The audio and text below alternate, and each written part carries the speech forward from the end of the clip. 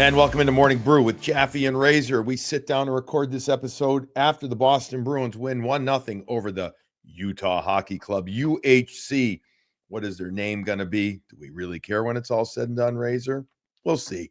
But the Boston Bruins take it to the Utah Hockey Club 1-0 in Joe Sacco's first game behind the bench as the interim head coach of the Boston Bruins. Morning Brew with Jaffe and Razor is proudly presented in pod by Fazenda Coffee Roasters. Whether you're running a cafe or just looking for a great cup of coffee at home, Razor, Fazenda Coffee Roasters, you know this, they've got you covered. Check out our special Morning Brew blend, crafted for Bruins fans and perfect for your morning brew. For cafes, bakeries, and restaurants, explore their wholesale program and serve the same quality coffee trusted by Boston's best. Visit fazendacoffee.com/morningbrew to learn more and shop today. And you can also buy the baseball hats there, clean canteens, whatever you want. Check out fazendacoffee.com. Razor, that was better. It's nice. It's nice to sit down actually and do a post-game pod that is a win. That is a win that felt at least better. It was far from perfect, but it felt better from my vantage point sitting on the glass. How about yours, my friend? No question. Kind of what we've been clamoring for, I would say. Wanting details to take care of themselves a little bit better, wanting the neutral zone to look better, wanting defensive zone structure to look better. Again, Utah's not a wagon, but that was the best 60 minutes by far that they've played. Going back to the weekend with Phoenix or Philly and Seattle, there was still a lot of cracks compared to tonight, and it is nice. It's got to feel great for everybody involved after the last couple of days. It's shitty. It's a bad couple of days. It's really miserable to be around it and put the face on and then have to do the charity event on top of everything else. It's probably, they say it's been long, and it's probably been worse than long for a lot of them. And so good win, really a lot to build on, and just look like what we've seen consistently the last 7 years. Yeah. Now the obvious challenge is to be able to repeat it, play repeatable hockey, as you like to say, and do it again on Saturday when they travel to Detroit to take on a Red Wing team that did get a victory on Thursday night over the New York Islanders, but a team that, again, you should beat in theory. You should go on their beat. But that's been the biggest issue for the Bruins this year, is being able to take what they've done well, the old one step forward and another step forward instead of one step forward, two step back. What gives you the most encouragement from this one game, the one against Utah, to say, okay, this is why, in theory, they should be able to repeat this performance? Their focus on the neutral zone was much better. So it wasn't even close. It really wasn't. And you wonder, it's such and you asked a question, Brad answered the question afterwards. And we underestimated at times just how mental this stuff is, and how mental the National Hockey League is, and why guys get there and why guys don't. And it's essentially because of mentality and mental, just the way people think it and see the world, see the game. And this is the one. This is like a perfect science experiment for someone over in Cambridge, someone way smarter than me. Why a coaching change, who the coaches are telling them to do the exact same thing within 48 hours of each other, and it looks so different. It's a fascinating thing, but it was certainly the case tonight. Their neutral zone was night and day. They were dialed in. They were focused. They had all their players between the red line and the blue line every single time they came up the ice. Yeah, I know. And a lot of the credit, I think, while the defensemen's gaps were much better, you can't do that if your forwards aren't there. And I thought they reloaded better. I thought that they had stick and lane better. Little things like that they just, look, Utah still had some controlled entries. They did some good things there too, but it didn't feel as crazy. It wasn't as open. That's why it didn't feel as open. They weren't gapped out. They were gapped up. and that was good. They used their length. I did feel like their defensemen read when to slide over and maybe not stay as close to the wall. Maybe they stayed more dots in this game. Maybe it's a little tiny thing, but it becomes a big thing because the difference in the NHL, any high level sport, but the difference of 1 foot, 2 feet can make all the difference in the world. I felt like as well their reads were more demonstrative and less haphazard. Less, I'm going to go maybe, no, they were going to go, that's it. And I'm not going to, that type thing. So I agree with you. That was good. Their details too. I thought, they're facing off a good face-off team in Utah, and they won their share of face-offs, and they battled for those, and they did well. Look, I really liked the first 40.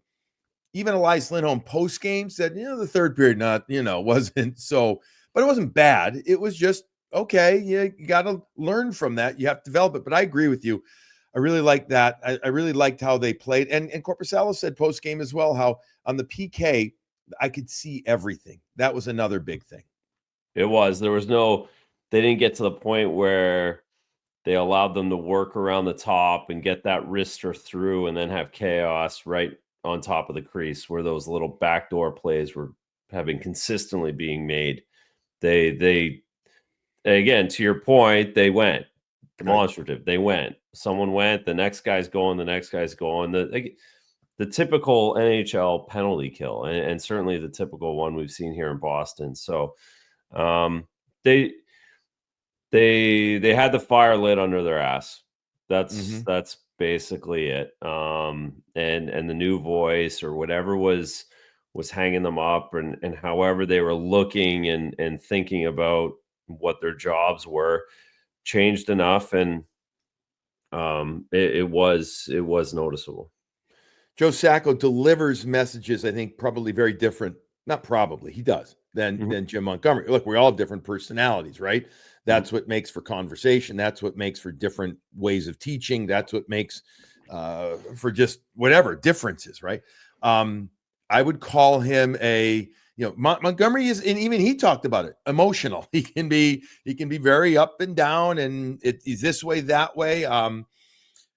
Joe Sacco's, I don't see that. I've known Joe for a while. I don't know him maybe the level you do or other guys here. I mean, he's been here the whole time, basically, more or less, that I've been associated with the organization since 2014 as an assistant coach. So, but he's just got a real nice, calm way about him. He's just got a nice way he's just a bud, right? Like he's just like, hey, you just want to talk to him. How different do you think the delivery of message plays a role in his potential success as the interim head coach? Well, I think you're right. It's different. I envision the lineups being read very stoically. You're playing. All right, let's go. Instead of what we see on the Saturday nights when Monty gets in there and he's fired up and he's buzzing around. And I think more as well as that, and the fact that he's been like that for 11 years as the assistant coach, as the good guy, that he really would know and understand each one of those players that at least have been here for more than 4 months or 3 months really well, because guys would talk to him. He's easy to talk to. He's been around the game for 30 years now. He's easy to go to and ask and get good advice from. If you were a veteran guy, if you were a young guy, if you're a middle guy, you would go to him and you would talk to him after that optional skate that you got sat out for, or you got the pregame skate where you had to do the bag, or after. You would go to him, and I think he's got a good handle on who they are, but he's not going to be overt with it. He's very easy to talk with. Yeah, very easy. He's just, like I said, he's a bud. Like he's a hockey guy. He's a hockey guy. Like, yeah. Hey, very simple. Walking out of a rink after a pregame skate. What do these guys do? And they're good on the rush. They're not good here. Remember when we used to play? Like you would be sat for doing that. You would be, and crazy. Game changed. Yep. Have a good lunch. Bye. Yeah. Very easy. But I do think that listen, we're talking one game, we're talking the first one, but it's important to note that, when you're making a change, that there has to be differences. A lot of people were perhaps concerned that you're taking a person who has already been around the players for this long, and is it the same message? It'll be a similar message, right? It's going to be very similar X's and O's. It's going to be a very similar message. You already heard the process from him, but it's how it's going to be delivered. And I think it's how the person is made up is different than the other one. It's not to say one's better than the other. It's just say it is different. And therefore, that's where you hope that the resonate, is it resonation a word, or just it resonates? I don't think it is. I just made up a stupid word. That you just hope it resonates differently and perhaps better because of that, the differences in delivery. Correct. And that's why everybody coaches for 2 years, maybe 3 if they're lucky. Like that's what it is. Like this is why the turnover is what it is, because every single day is so long and stressful in this game, in this league, that it's just a simple little, because everyone's teaching the same thing. Everybody's teaching essentially the same thing. There's so much little nuance to each, but the reality is these guys all know exactly what to do, how to do the drills, or this, they name the drills a little bit differently, but you watch it once and every player gets it. It's just it's an emotional game that happens really fast that you have to react to, and you have to feel mentally in the proper space. And that's why the voice changes so often. Very happy for Joe. He gets his first win as a Boston Bruins head coach, as the interim one. Now, he did take over during COVID for a couple of games, and that's right. And he had some there. But we're going to call this his first official win, right? As a full head coach of the team. Really liked talking to him. Had a nice chat with him earlier today. Talked about, yes, he was excited. Yeah, he admitted, he's like, I'm not that nervous. Like at least he wasn't this morning. I'm going to guess at 7:08 he may have had some butterflies then. Yeah, but maybe at 9:00 too. Yeah, I mean, probably, yeah, exactly. Third period, but he said, "Look, I've learned a ton since I was a young head coach in Colorado. I'm such a better coach. I know more. I feel better." And it was not I'm a better coach. It's I'm a better coach. I've grown so much since then. He's taken something from everybody he's worked with, like we always hear. I also loved that he recognized me. I'd asked him about people contacting me. He said my phone blew up. He's like, "Oh my God," like I had a chance to talk to anybody. But when he came to me before the game, he said, "Hey, I did get one that really meant a lot." It was Ron Wilson, former head coach of Anaheim, Washington, Toronto, but he was Joe's mentor. And he said he was my mentor. And, he suffered a stroke about 7 years ago now. And, he's been out of the game since then. I don't know how Ron's doing, but I hope he's all right. But it meant a ton to Joe that Ron Wilson reached out to him and, obviously said some stuff to him in the text. So great stuff for Joe Sacco. Great stuff as well. Do you want to go to Korpisalo or Elias Lindholm? Where do you want to go first? Which one? You pick. Lindholm. Okay. Lindholm's, I think, more important. Okay. Interesting. All right. He needed that goal. Yep. I mean, you want to talk about needed the goal, but as much as I liked the goal, I liked the other shit better. I like the other stuff to his game. I mean, of course, I love the goal because that's the reward at the end for the other hard work, but I liked just the puck touches, the amount of times he was looking to be the bump, to get the puck in the bumper area. Now that's part of the pre-scout and they worked that, but he was there. He was moving. He was strong. He created power plays. He did stuff. He had a really good line in this game, Razor. I think he ended up being 10 wins, 9 losses in the faceoff circle. But he had 5 total attempts on net, 1 shot on goal, 3 had missed the net, 2. He played 19 minutes. The eye test again to me said to a player that was doing things the right way, and he got rewarded for it on that power play goal. Correct. And on top of all that, the light got shone on him and Zadorov most the last couple of days, right? Like they really got turned up. And big ticket.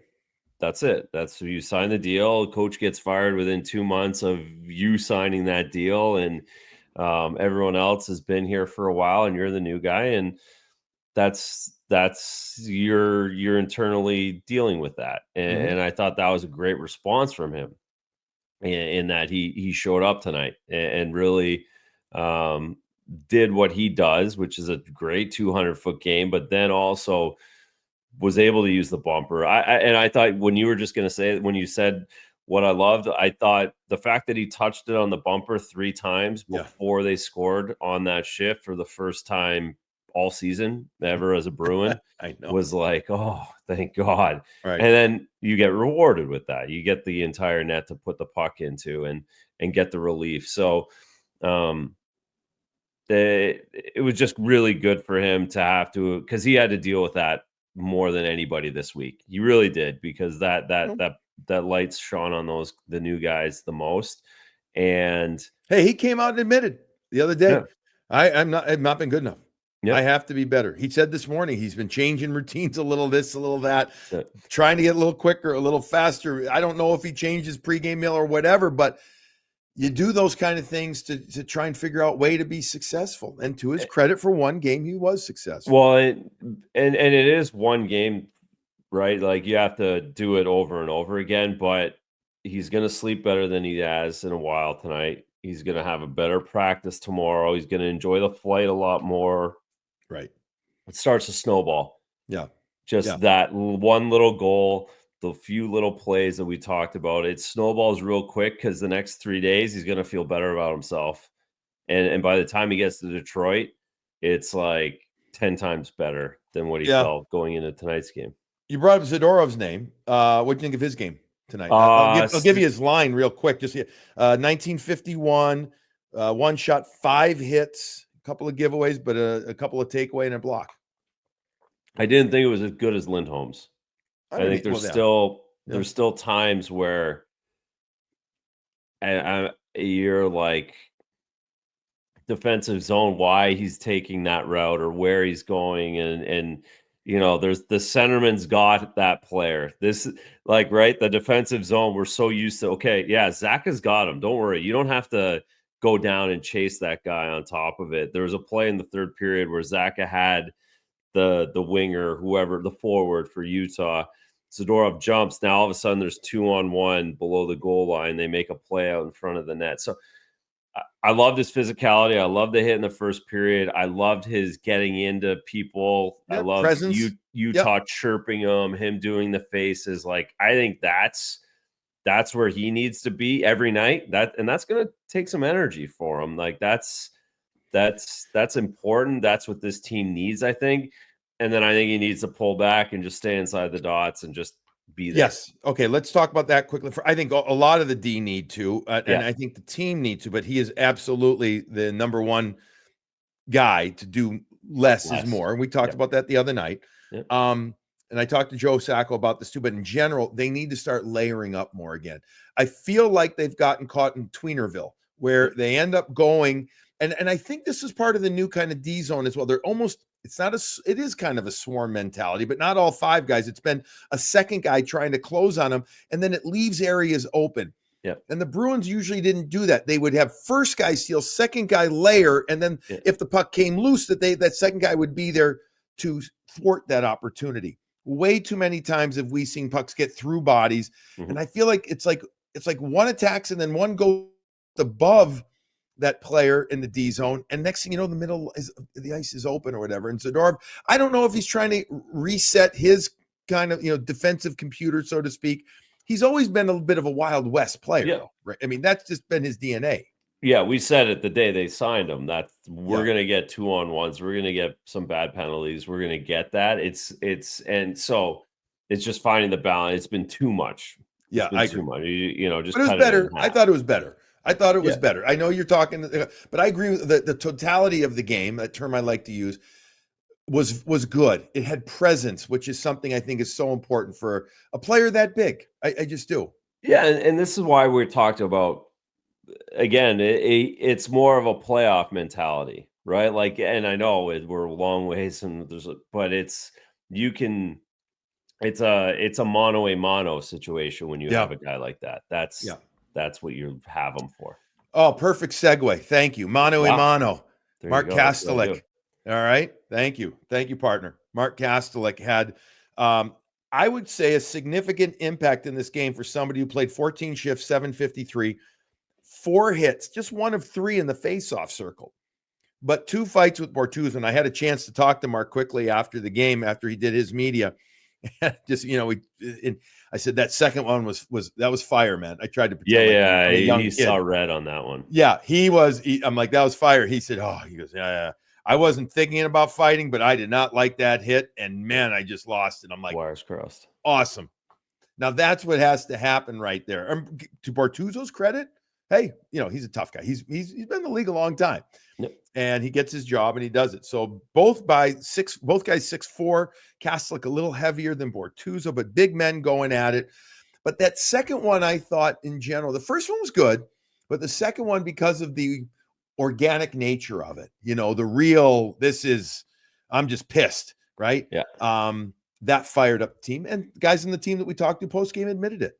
Oh yeah, that's like a 70s fight, right? Like you love the 70s fight, the 80s fight, where you're just angry people, Right. and really actually want to fight, not for the money. And that's what that was, because Bortuzzo came. He tried to clip him. Yeah, and no question. He was mad.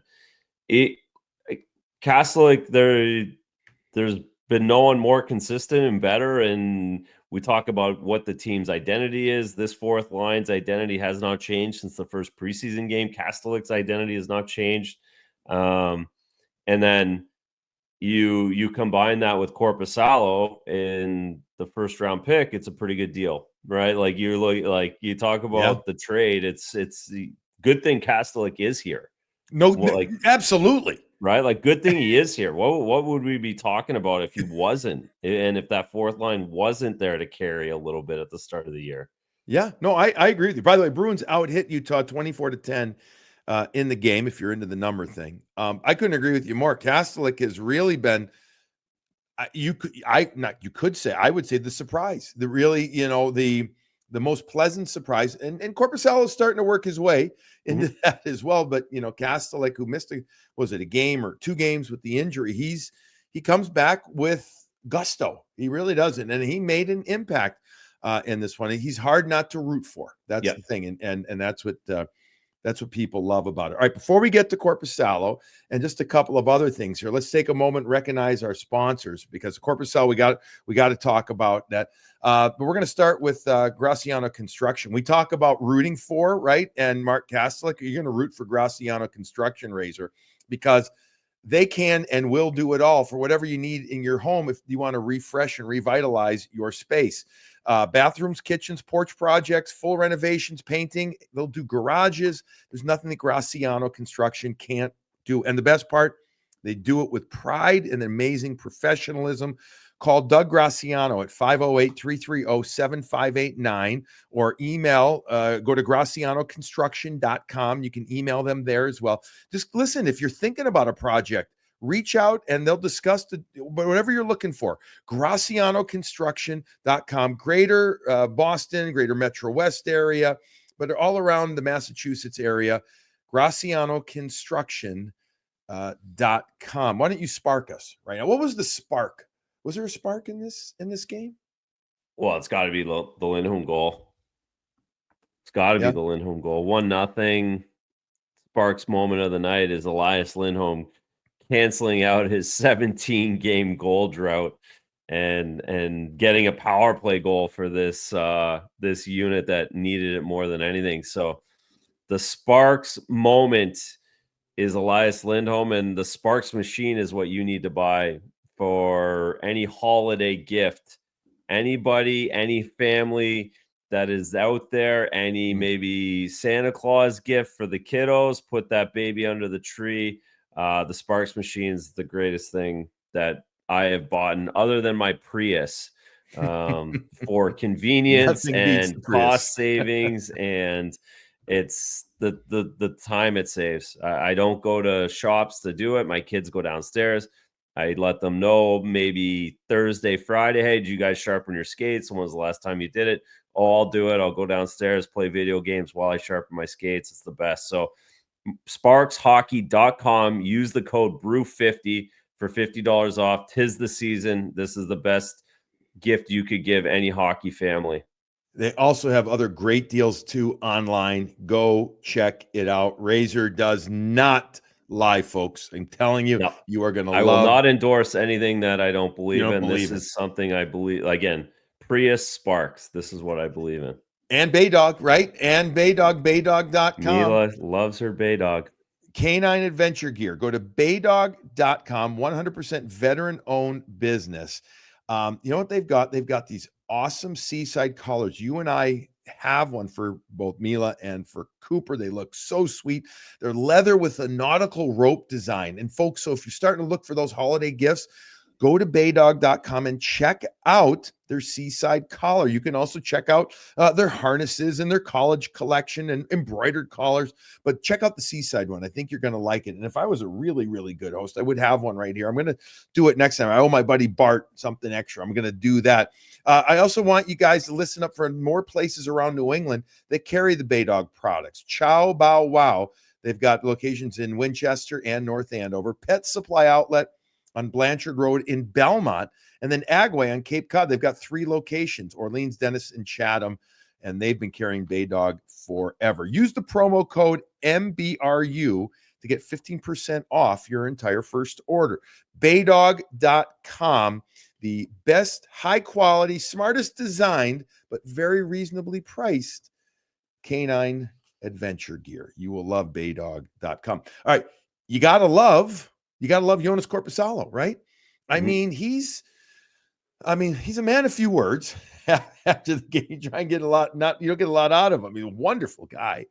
But he is really, I know he had a tough year last year. Team, though, it was about the team, I think. And then he may have, when I say he may have not lost his way, but with the along with the team, you try and do too much, right? As a goalie. Okay. But between his reset, goalie Bob working with him, and I don't know, just his presence. Boy, I got to tell you what, the eye test for me, a couple of games now, like Jonas Corposalo, he's doing good stuff for this team. He sure is. He's an NHLer. He's an absolute NHL goaltender. I think, especially with the way this season has started, right from the first day of training camp or the middle of the summer since he got here, he has the perfect demeanor to have dealt with everything that's going on and the coaches firing. And like you said, he just, hey, how you doing? Okay, all right, I'm going to work. I'm going to get my stuff done and I'll try and stop it. If I don't, I feel bad about it, but I'm really trying as best I can. And see you later. So it's like the Finnish version of aw shucks.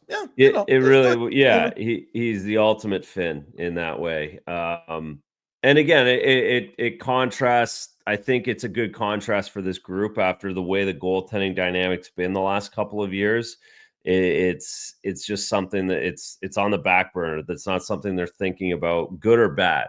It's just, he's just kind of there, and he's good, and guys know he's good. And I think to be able to have a month and a half of a reset where he only has to, he hasn't played much. He's played 5-6 games into that point and he's been able to work really hard. He's in Dallas and he's out on the ice for 40 minutes after pregame skate, and it's just him and Bob, and they're talking and they're discussing ideas and just getting comfortable. And Brad, the captain post game, asked him about Jonas, and he really applauded because Brad talked about the importance of practice. It sounds, this is going to be where we're going to get better. It's going to be practice. It starts with our work habits, our real focus and practice. And then when I asked him about Jonas, he said, I got to tell you, and I'm paraphrasing, he said, he's been great in practice. He's the saves he's making, he's gotten great. I mean, he's doing it. So he's bringing it. So to your point, it's that he's been he started in the NHL before, but he's accepted this role for now. But he is going to push Jeremy Swayman, I think, right now, Razor. Oh, he is now. Yeah. 2 shutouts in 5 games. And you consider starting him Saturday in Detroit? Yeah, I would. I'd go back to him knowing that you're going to split them before Thanksgiving, Tuesday, Wednesday. that gives Jeremy another couple of days. If I'm the new coach and I've coached one game and I have a guy that got a shutout, I'm going to go back to that guy at this point in the season. It's not playoff time. It's not the end of the year. I'm going to go back to Korpisalo and then probably give Swayman for sure one of the two games, depending on how Saturday night goes, and then you go. I guess that you give him Van. I mean, whatever. I'm probably giving Swayman the home game. I pulled back from saying that definitively if Korpisalo gets another shutout, but the reality is I'll give Swayman the home game after 5 days, letting everything simmer, letting everything cool down, get your stuff done. Jonas Korpisalo now is 3-0-1 in his last 4. He's given up 6 goals in those 4 because in the one win against Calgary, he gave up 3. And then the other game against St. Louis, he gave up 3. The overtime, the winner, they scored. Shen, right? Shen was the one who scored that goal. But otherwise, yeah, he's 3-0-1 in his last 4. Is this, if we'll play the hypothetical game, which I don't love, but if he does start Saturday in Detroit, is this a good amount of time for Jeremy Swayman to have off? Is it any? I mean, it's nothing bad, right? I mean, this lets him work on things a little more. It lets him, and he's got to appreciate, again, if we don't know, we're hypothetically speaking, Korpisalo gets it, he's got to say, hey, listen, the guy's earned it. He's earned that next start. Yeah. I think so. And he should be a little annoyed by it too. And that's not the worst thing either, right? Not bad stuff, but he's not bad annoyed, but like, wait, no, this wasn't my crease regularly.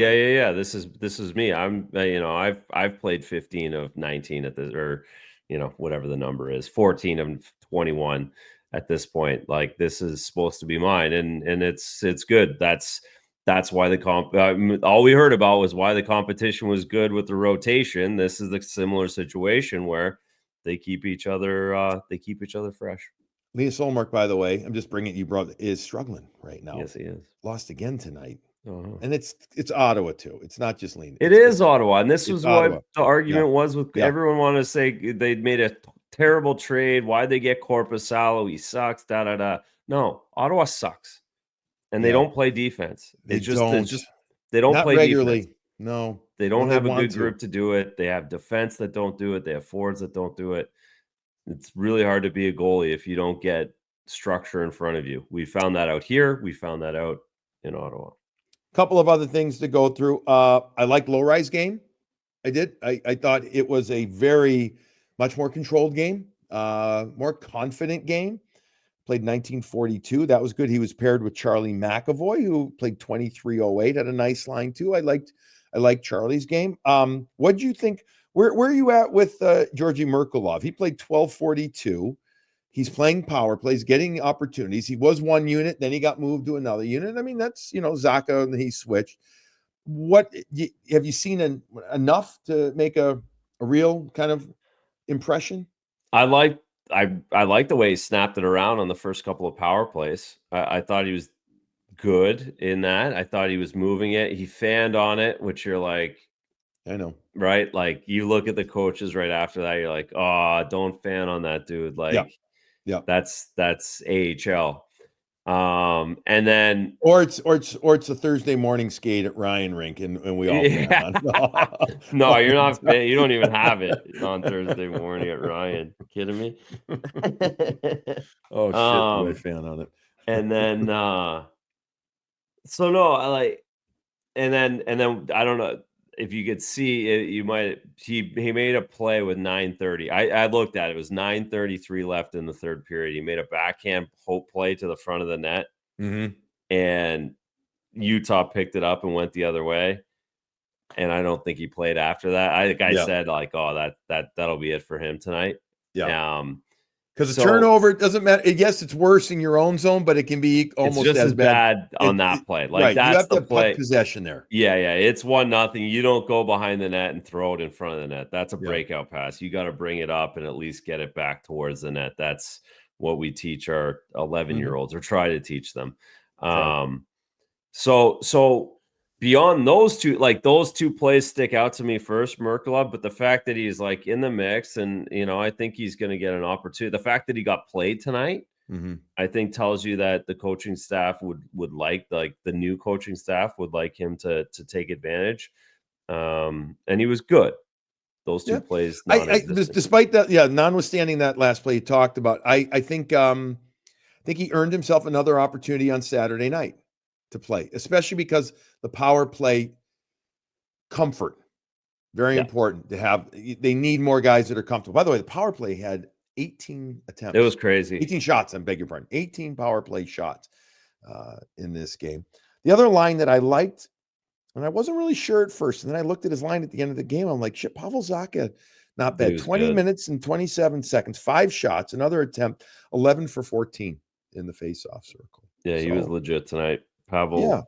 And then Geeky with the hit, open ice hit. David was good. Okay. Yeah. David, early in the first, he looked to shoot. The Vejmelka, I didn't think Vejmelka made the save, but it just, I don't know if it grazed the crossbar post, whatever. It was from the right side, but at least it was a good shot. I didn't defer to pass like we've seen before. So that was good. So, all right. So the Boston Bruins end up winning 1-0 over the Utah Hockey Club. I did decide as well from ringside, and I said that I like Utah's sweaters. I like their darks better than their light. I don't know why. I do. Not that anybody gives a crap, but I just, after watching them up close, I do. I mean, the lights are fine. They're clean. They're crisp, but I like the dark more. Something about. Okay. Again, not that anybody cares. No, they're good colors. They are good colors. I like the pants being all black. I don't know if there's logos on them or something, but let me ask you this, though, as a goalie, I always wondered about this. Like when the Bruins go more all black and everything, doesn't bother you? Do you not pick up shots as much, especially further ones? Is there not a little bit of a what's the word I'm looking for? Not a screen, but no, you have a hard time picking it up. Yeah. No, I mean, I feel like there has to be at some level, way subconsciously. But again, it all goes back to they should be white on home ice and black. Oh, I agree. Road. No, I agree. But we could be here all night about that. Yeah. All right. Anything else we got to get to from this game? No, it was just nice to watch. Good energy and positive vibes. And I'll tell you what, man, it was nice. Better. A, it was nice having a post-game interview. B, it was nice going into a locker room and not having to go to the captain, the first guy, like you always do. And actually tonight I said, it's nice to see you like this. And he's like, yeah, no kidding. It's all different way. All right. So Razor, we are off after Saturday's game. We are not doing that. And then we are actually not going to be able to do a show, folks, after the Tuesday and Wednesday game because Razor is traveling after Tuesday's game right away to Long Island. And so we can't do it. And then we're not going to record a show Wednesday before the Islanders game. But we are scheduled to record a very special brew early next week that we will put out there. So we will remind you via social media that we're not doing shows. Just understand it's just the schedule. And because Razor and I are splitting up some of the ringside duties right now, it impacts when we can record, when we can do things. So this is one of those situations, but don't worry. Next week, we'll have a special brew come out. And then we will also we are tentatively planned to do a show on Thanksgiving morning, right? We decided we were going to do a quick brew that morning just to go over the previous couple of games. And so that's how we are going to get up to spend our Thanksgiving morning, folks. So maybe you'll listen to it at your Thanksgiving table. You'll put it on the big loudspeaker and you'll tell everybody, subscribe. So every time we come out with a new show, it downloads. And maybe you buy everybody a hat too. This is absolutely pure rant right now on trying to sell Morning Brew with Jaffe and Razor to you. But it's the end of the night, so I'm going to get off and go to bed. All right, listen. Razor, have a good weekend. I'm off to Detroit. I'll be in Detroit doing the game on Saturday. We'll talk to you from the road, and then we'll see you on Tuesday. Everybody, the Boston Bruins win 1-0 in the debut of interim head coach Joe Sacco over the Utah Hockey Club. They're back to 500. Let's see if they can make it 2 in a row on Saturday night. In the meantime, it's been kind of dreary out in the New England area right now. Go have yourself another cup of hot coffee.